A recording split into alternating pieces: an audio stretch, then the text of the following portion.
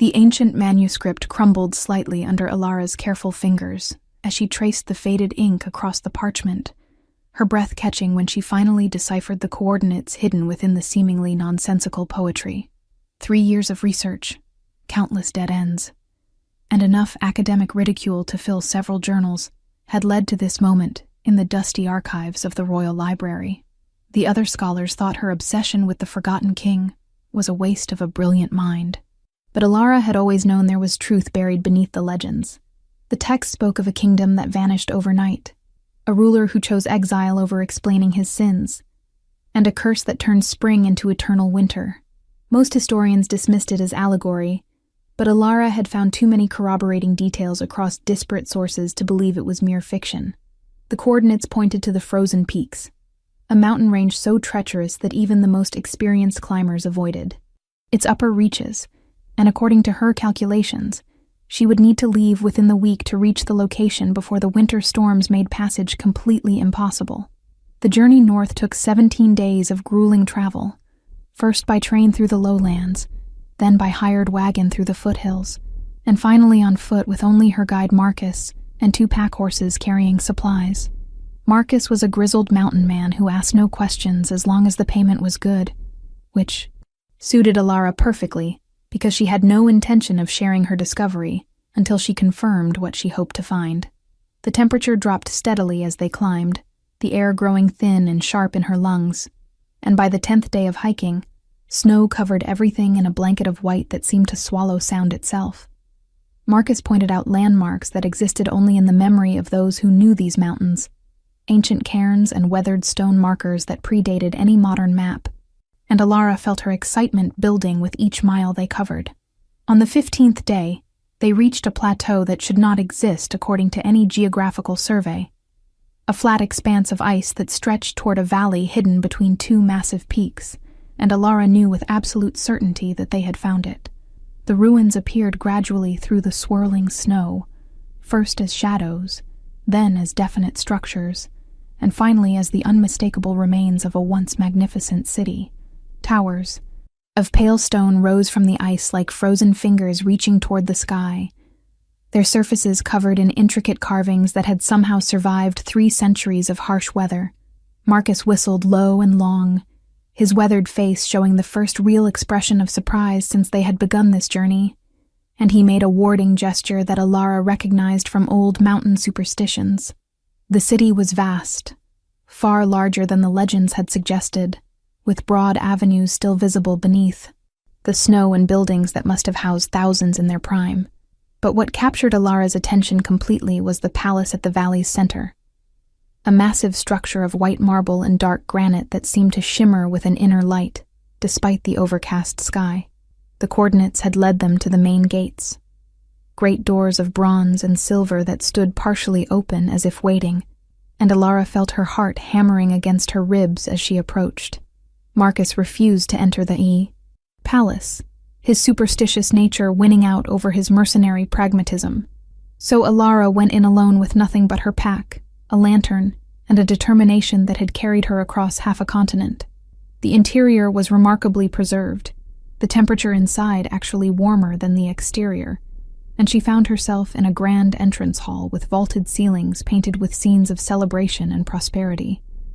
Dust covered everything, but the air smelled oddly fresh, carrying a faint scent of something floral that seemed impossible in this frozen wasteland. She followed the main corridor deeper into the palace, her lantern casting dancing shadows on walls lined with tapestries that depicted the history of a kingdom she had only read about in fragments.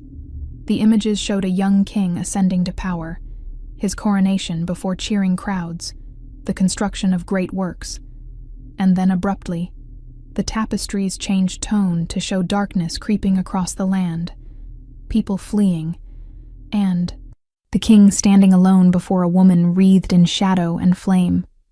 The throne room took her breath away when she finally found it at the palace's heart.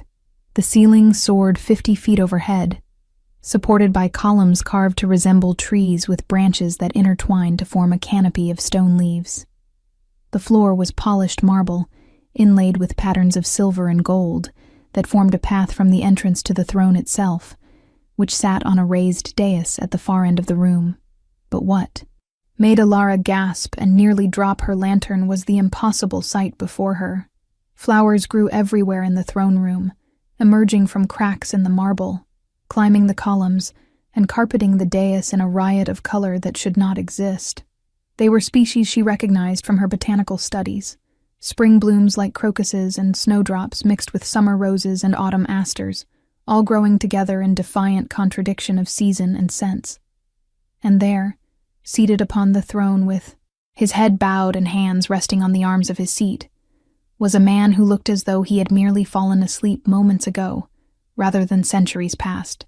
If you are enjoying this story, please leave a like and let me know in the comments what you think Alara should do next, because what happens now will change everything she thought she knew about history and magic. Alara approached slowly, her scholarly mind trying to reconcile what she was seeing with any rational explanation, while her instincts screamed that she had stumbled into something far beyond academic discovery. The man was young, perhaps 30, with sharp aristocratic features and hair the color of midnight that fell past his shoulders. He wore robes of deep blue and silver that looked freshly pressed despite the passage of time, and a circlet of white gold rested on his brow, set with stones that caught her lantern light and threw it back in prismatic patterns. His skin had an odd luminescence to it, as though lit from within, and when she drew close enough to see his face clearly, she realized he was breathtakingly beautiful in a way that seemed almost inhuman. His chest did not rise and fall with breath.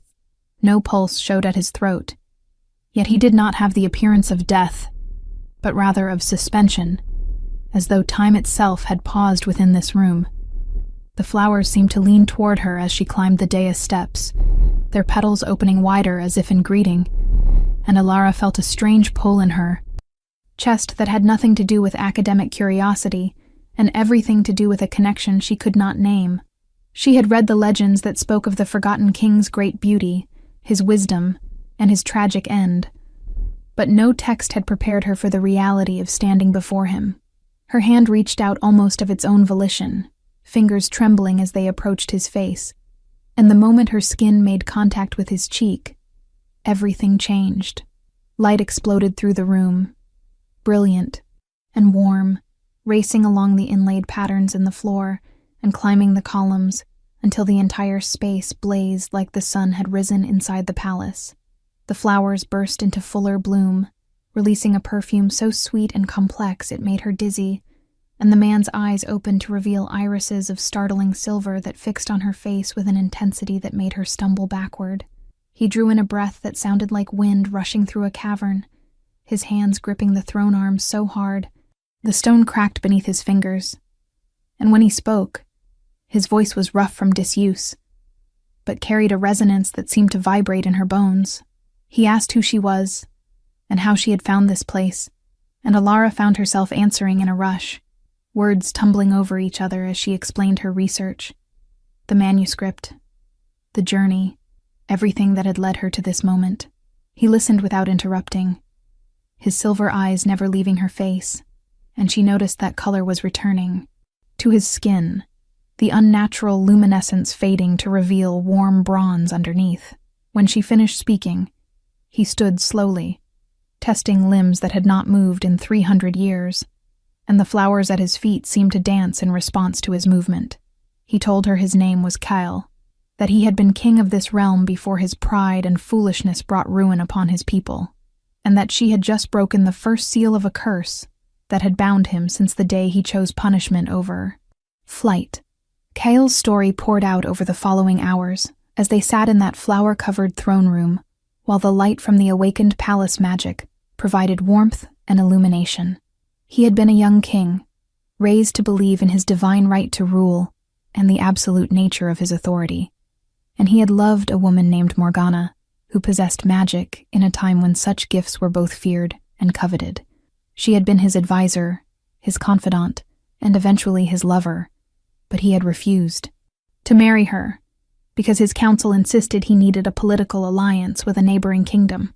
Morgana had begged him to choose love over duty, had warned him that the political marriage would bring only sorrow, but Kale had been convinced he could have both, that he could marry for the kingdom while keeping Morgana as his true partner. His arrogance had blinded him to the pain he was causing, and when Morgana discovered he had already signed the marriage contracts without telling her, something inside her shattered beyond repair. The curse she wove was intricate and cruel, designed not to kill, but to teach through endless suffering. The kingdom would fall into eternal winter, all its people would flee or perish, and Kale would remain conscious but frozen on his throne, able to see and hear, but unable to move or speak or die.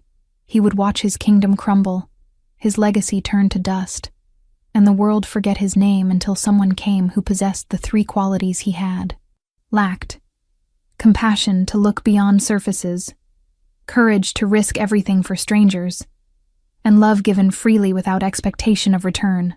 Only such a person could begin to break the curse, and only if they chose to stay, despite learning the truth of his failures.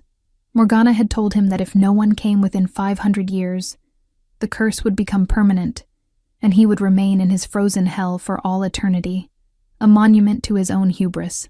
Alara listened with growing horror and sympathy, understanding now why the legend spoke of the forgotten king with such ambiguity, neither fully condemning nor celebrating him. Kale's crimes were of selfishness and emotional cruelty rather than tyranny or violence, but their consequences had been devastating nonetheless. She asked what happened to Morgana and saw pain flash across his face before he explained that the curse had consumed her, that the magic required to create something so powerful had burned through her life force, and she had died within days of casting it. He had been forced to watch her body lying in state before him for months, until the winter cold finally preserved her, and then the snows had buried everything, including his guilt and grief. The last thing he remembered before the full force of the curse took him was seeing the first flowers bloom around the throne, Morgana's final gift, or perhaps her final curse, beauty growing from the ruins of what they had destroyed together. Subscribe to this channel because Alara's decision about what to do with this knowledge will lead to revelations about magic, sacrifice, and the true nature of redemption that you will not want to miss. Alara made a choice in that moment that would alter the course of her life forever. She told Kale she would help him break the curse completely, that whatever it required, she would see it through, because she believed that people deserved the chance to atone for their mistakes. Kale warned her that the path would be dangerous, that Morgana's curse had layers upon layers, each requiring different trials to overcome, and that the final breaking would demand a sacrifice of the heart that few would be willing to make. Alara simply nodded and asked what they needed to do first, her determination clearly visible. And for the first time since awakening, Kale smiled. It was a small, tentative expression, as though he had forgotten how, but it transformed his face from beautiful to radiant, and Alara felt that strange pull in her chest intensify into something she recognized as dangerous attraction. The first task was to restore the palace's heart, a magical construct deep beneath the throne room that had powered everything from heating to defensive wards before the curse corrupted it.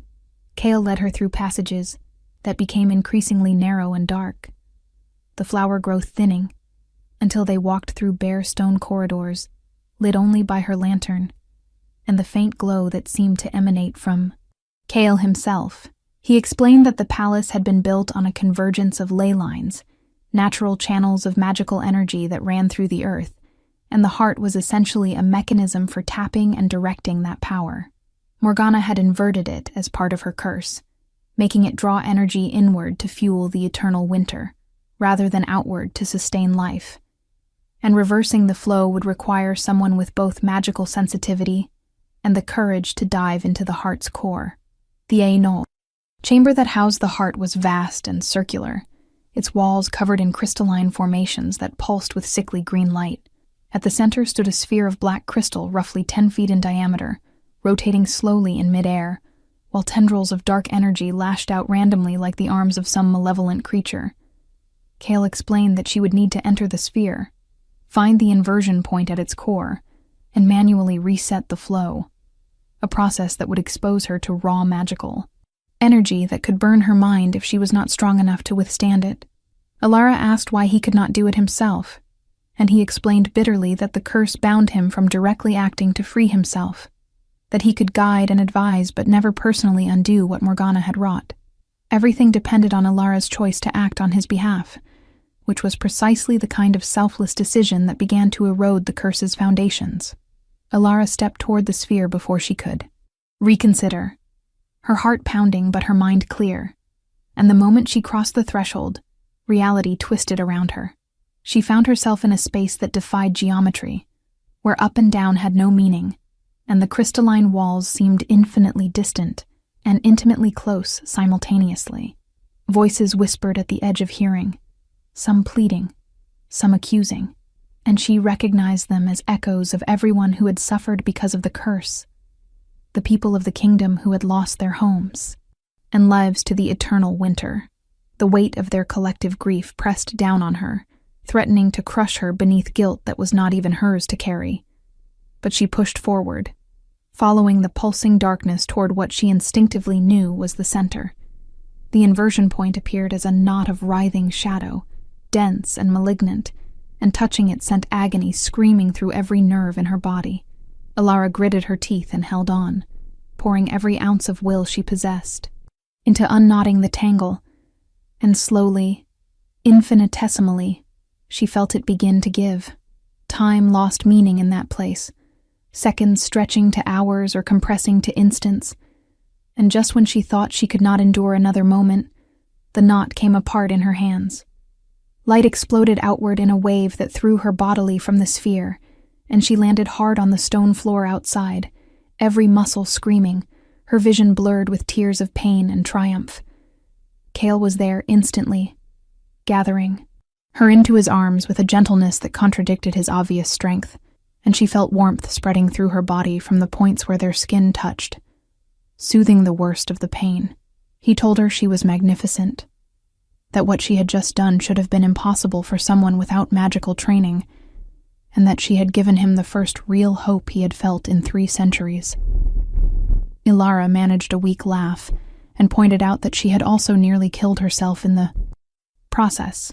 But Kyle's expression remained serious as he told her that such courage and selflessness were exactly what the curse required to break, and that she had just proven herself worthy in ways that went far beyond what he had dared to imagine. The changes in the palace were immediate and dramatic. Warmth began to spread from the heart chamber upward, melting ice that had accumulated over centuries and revealing details that had been hidden. The flowers throughout the throne room bloomed even more vibrantly, and new growth began appearing in other parts of the palace. Vines heavy with blossoms crawling up walls and across ceilings in patterns that seemed almost intentional. Cale explained that the flowers were tied to the curse in complex ways, that each bloom represented a moment of genuine emotion, love, grief, or hope, strong enough to push back against Morgana's magic. The throne room had always had them, because that was where he had felt everything most intensely. But now that the heart was restored, they would grow wherever positive emotion existed strongly enough to anchor them. Leave a comment below about whether you think Alara and Cale can truly overcome the curse, or if Morgana's magic is too powerful, because the next trial will test not just their courage, but the growing feelings between them that neither can deny. Over the following weeks, Alara and Kyle worked together to restore more of the palace and understand the full extent of what needed to be done. Marcus had fled back down the mountain after the initial surge of magic, but Alara found she did not mind the isolation because every day brought new discoveries and deepening connection with Cale. He was brilliant and well-read, able to discuss history, philosophy, and science with an expertise that came from centuries of frozen contemplation, and he had a dry sense of humor that emerged once he began to relax in her presence.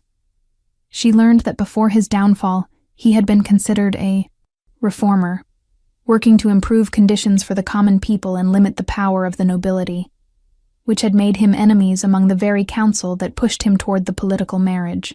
Cale, for his part, found himself fascinated by this woman who had crossed a continent on nothing but scholarly intuition, and now faced magical trials, with the same calm determination she probably applied to research. Alara had a way of looking at problems from unexpected angles, finding solutions in old texts and logical deduction that complemented his more intuitive understanding of magic. She was also beautiful in a way that crept up on him, not the dramatic beauty that had characterized Morgana, but something quieter and more enduring, the beauty of intelligence and kindness that grew more captivating the longer he knew her.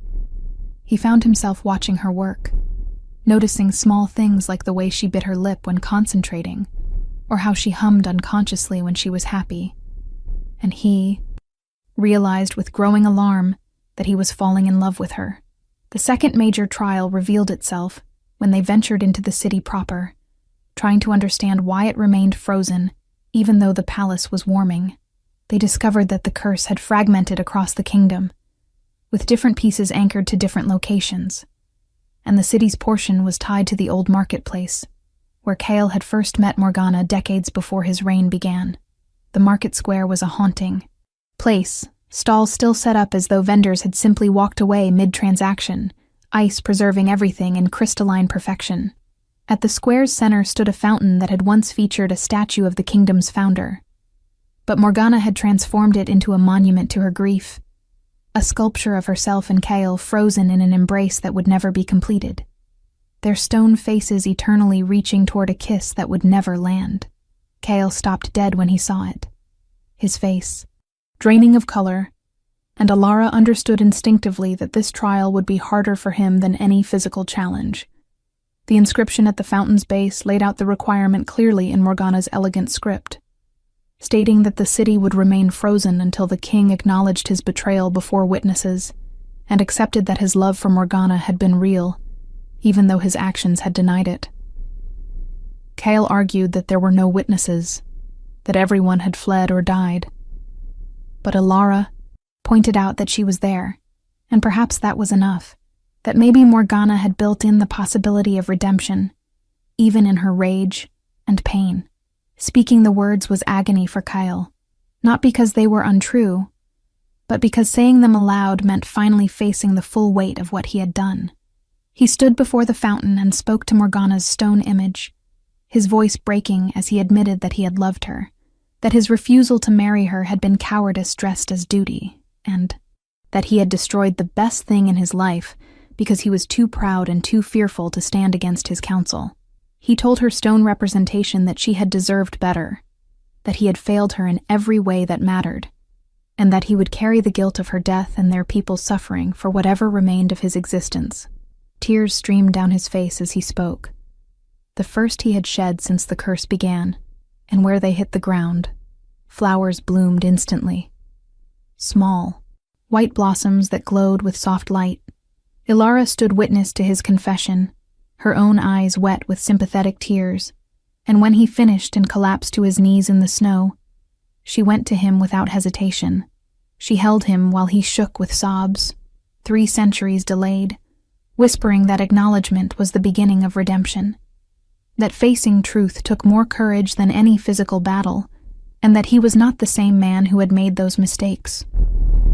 The fountain began to crack, the stone version of Morgana's face shifting from anguish to something that might have been peace, and then the entire structure crumbled into powder that the wind carried away. In its place, water began to flow from the ground, clear and pure, and as it spread across the market square, the ice melted, revealing cobblestones and the first hints of green growing things pushing through.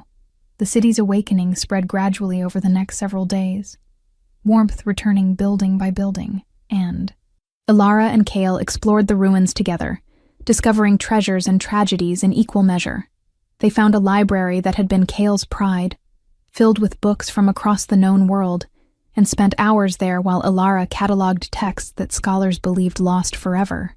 They discovered a greenhouse that had sustained exotic plants through magic, now filled with dead vines that Alara thought might be revivable with care.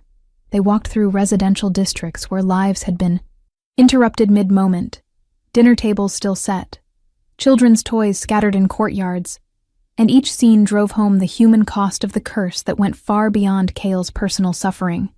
If you are enjoying this journey of redemption and discovery, please subscribe and turn on notifications, because the revelation of Alara's true connection to this kingdom will change everything you thought you understood about fate and destiny. It was in a small chapel at the city's edge that they found the clue that would lead to the most shocking discovery.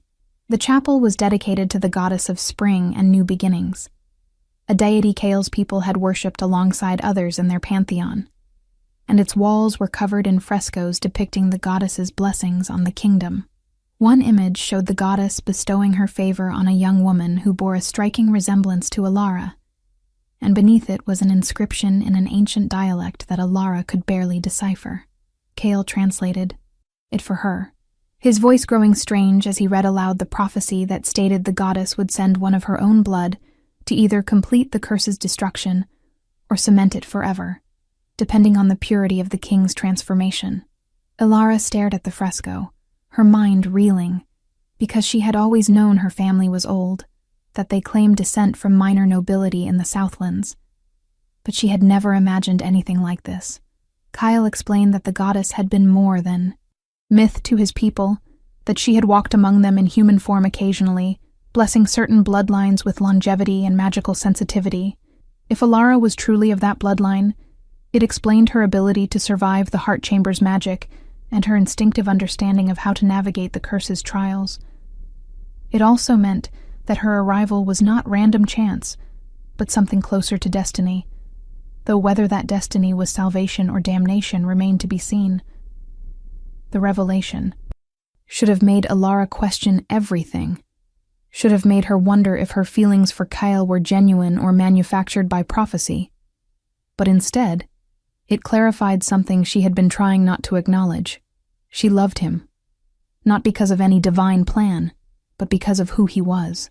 The man who carried 3 centuries of guilt with dignity, who showed her kindness and respect, who valued her mind as much as her courage, and who made her laugh even in the midst of trials that would have broken lesser people.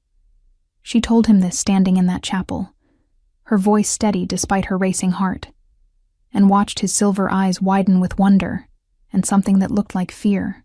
Kale's response was to pull away, to explain that she could not possibly love him, that she was confusing gratitude and circumstance for genuine affection, and that once the curse was fully broken, she would return to her life and realize the truth.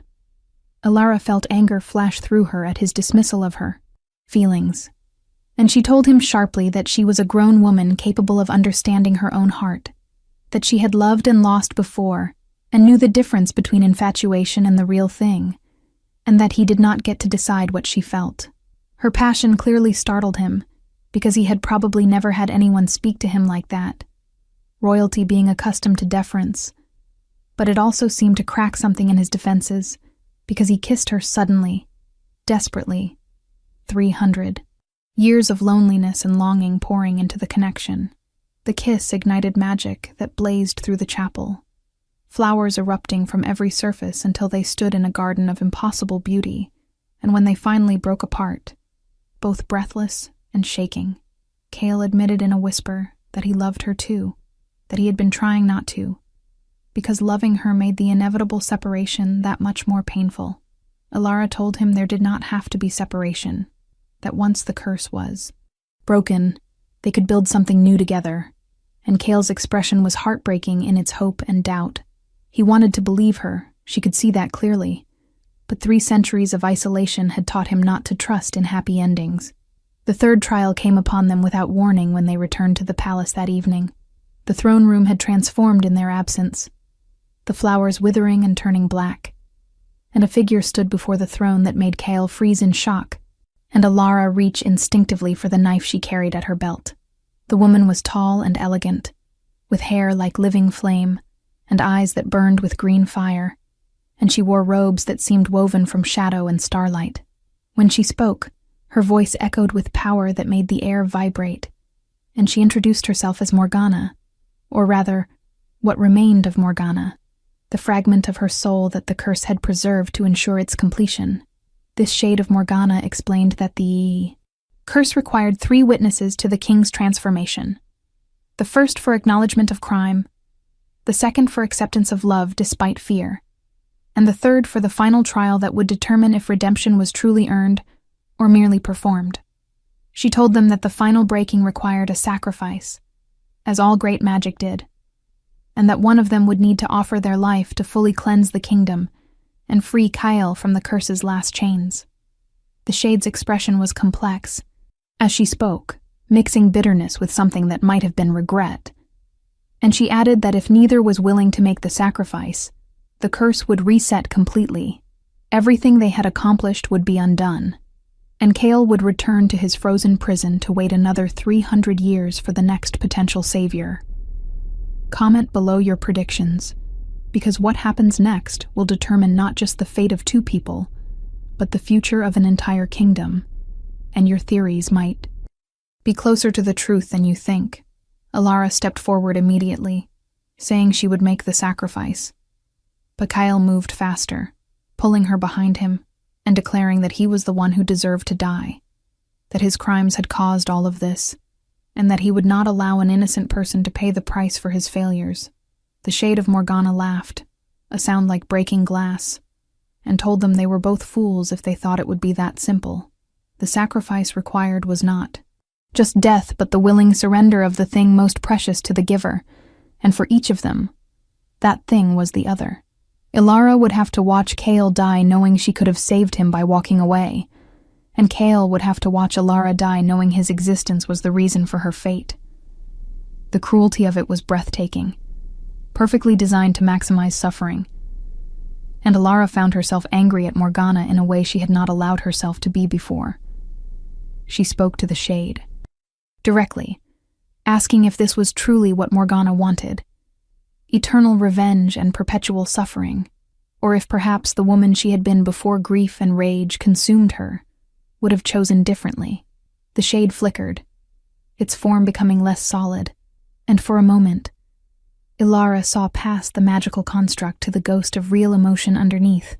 Morgana's Shade told her that the curse was set in motion and could not be stopped, that even if a part of her regretted it, the magic had its own momentum now, and the only way forward was through sacrifice. Kyle argued desperately that there had to be another way, that magic always had loopholes, but the Shade shook her head and explained that she had spent years perfecting this curse, closing every possible escape, because in her pain, she had wanted to ensure that Kale suffered as completely as she had. However, she admitted, she had not anticipated someone like Ilara, someone who would love Kale not despite his flaws but with full knowledge of them, and someone Kale would love enough to genuinely transform for, rather than simply performing redemption to escape punishment. The depth of their feeling for each other had already weakened the curse beyond what Morgana had thought possible, which was why the final trial had manifested when it did. Ilara felt understanding crystallize in her mind, that flash of insight she got when solving particularly complex historical puzzles, and she asked the Shade what would happen if they both offered the sacrifice simultaneously, if they both chose to surrender their most precious thing, each other, at the same instant. The Shade paused, its fiery eyes narrowing, and admitted that such a scenario had not been explicitly accounted for in the curse's design, because Morgana had never imagined 2 people could love each other that selflessly and completely. The paradox might break the curse entirely, or it might kill them both, or it might do something else entirely, and the Shade could not predict which outcome would manifest. Kale told Ilara absolutely not, that he forbade her from taking such a risk, and she laughed at his arrogance in thinking he could forbid her anything. She pointed out that they were partners in this, that he did not get to make unilateral decisions about her life, and that if he was willing to die for her, he had to accept that she was equally willing to die for him. They argued while the Shade watched with an expression that shifted between amusement and something dangerously close to envy. And finally, Ilara simply took Kale's hand and told him that they would face this together, as they had faced everything else, and that she trusted in the strength of what they had built. The ritual the Shade of Morgana described was simple in theory, but devastating in practice. They would need to stand in the throne room at midnight, each holding a dagger consecrated in the chapel's spring water, and when the moon reached its apex, they would simultaneously declare their sacrifice and strike. If their intentions were pure and their love genuine, the paradox would resolve in a way that broke the curse. but if there was any hesitation, any shadow of doubt or selfishness, the curse would consume them both. They had until the next full moon, 3 days away, to prepare themselves mentally and spiritually for what amounted to a mutual leap into the unknown. Those 3 days were simultaneously the best and worst of Alara's life. She and Kale spent every moment together, talking about everything and nothing, making love with desperate intensity, and trying not to think about the possibility that they might not survive to see another dawn. Kale showed her the kingdom's treasures, the crown jewels and ancient artifacts, and told her stories about his childhood, his parents, and the weight of expectation that had shaped him into someone who valued duty over love. Alara shared her own history, the loneliness of being the brilliant, strange girl who preferred books to people, the failed relationships with those who could not understand her passion for the past, and the moment she found the manuscript that led her here and felt purpose align with desire for the first time in her life. They made plans for the future they might not have, discussing how they would rebuild the kingdom if they survived, what kind of rulers they would be, and whether Alara would be comfortable sharing power as his queen, or if she preferred to remain his partner in a less formal capacity. Kyle surprised her by saying he had no desire to rule alone anymore, that 3 centuries of contemplation had taught him the folly of absolute authority, and that he envisioned a council of advisors with real power to check his decisions. Alara countered that the kingdom needed stability, not revolutionary change, and they spent hours debating governance theory like the scholars they both were at heart. Please share this story with someone who believes in the power of love to transform even the darkest magic, because what happens at midnight will prove whether that belief has any foundation in reality. The night of the full moon arrived with crystalline clarity, the sky so full of stars it seemed like they could reach up and touch them, and the moon hanging huge and silver above the palace. Alara and Kale dressed in ceremonial robes they found in the royal quarters, simple garments of white linen that seemed appropriate for what was essentially a sacred ritual. They walked to the throne room hand in hand, finding the shade of Morgana already waiting, and the flowers that had filled the space were gone, leaving only bare stone and the throne itself. The daggers lay on the throne's arms, gleaming in the moonlight that poured through the restored ceiling, and Alara felt her heart hammering so hard she thought it might break through her ribs. Morgana's shade told them to take their positions on opposite sides of the dais, facing each other across the throne, and to wait for her signal. As they moved into place, Alara looked at Kyle and tried to memorize every detail of his face, the sharp line of his jaw, the silver eyes that had seen so much sorrow, and the expression of love and terror that he wore openly now. He mouthed that he loved her, and she mouthed it back, and then the moonlight intensified, becoming a tangible presence in the room, and Morgana's shade began to chant in a language that predated human speech. The moment stretched like taffy, time becoming thick and resistant, and Alara felt the weight of all possible futures pressing down on her. She saw versions of herself walking away, living a long life as a celebrated historian who discovered the forgotten kingdom, but never knew what might have been. She saw versions where she hesitated and Kale died, leaving her alone with guilt that would poison everything good she ever tried to build. She saw versions where they both died, and the kingdom remained cursed forever, an eternal monument to love and loss. And she saw one single thread of possibility, where the paradox broke in their favor, where love proved stronger than vengeance, and where they got to build something new from the ruins. Morgana's shade screamed the final word of the spell, and time snapped back to normal. Alara raised her dagger and spoke her sacrifice, offering her life and love and future, everything she was, and everything she might become, to break the curse and free Kyle. Across from her, Kyle spoke the same words in the same instant, his voice blending with hers in perfect harmony, and they struck simultaneously, the blades biting into their own palms rather than their hearts, because at the last second, they both realized the sacrifice did not require death, but rather the willingness to bleed for each other. Light exploded from their wounded hands, pure white brilliance that swallowed the throne room and spread outward in waves that shook the palace to its foundations. Alara felt herself falling, Kale's name on her lips. And then there was nothing but warmth and the sense of being held in something vast and loving that might have been the goddess herself. When consciousness returned, she found herself lying in a bed of flowers. The throne room transformed into a garden of impossible beauty, and Kale beside her, his hand still bleeding in mirror to her own, and his eyes open and full of wonder. The shade of Morgana stood over them, but she looked different now, less construct and more genuine ghost. Her fiery hair softened to auburn, and her burning eyes merely green. She told them they had done what she never believed possible, that their willingness to sacrifice everything for each other, while knowing they might gain nothing, had created a paradox so pure it shattered the curse's foundations completely. The kingdom was free, Kale was free, and she herself was finally free to move on from the rage and grief that had bound her to the mortal world. She looked at Kale and told him she forgave him, not because he deserved it, but because holding on to hatred had poisoned her beyond even death, and she was tired of hurting. Kale wept openly, thanking her and apologizing again, and Morgana's ghost smiled sadly before telling him that apology was not what she needed from him, but rather that he live well and love well, and build something beautiful from the ruins of what they had destroyed together. She turned to Ilara and told her to keep him honest, to never let him forget that power without compassion was tyranny, no matter how well-intentioned, and to remember that love was not about perfection, but about choosing each other every day despite flaws and fears. Then she began to fade, her form becoming transparent, and her last words were a blessing in the old tongue that made the flowers around them bloom even brighter.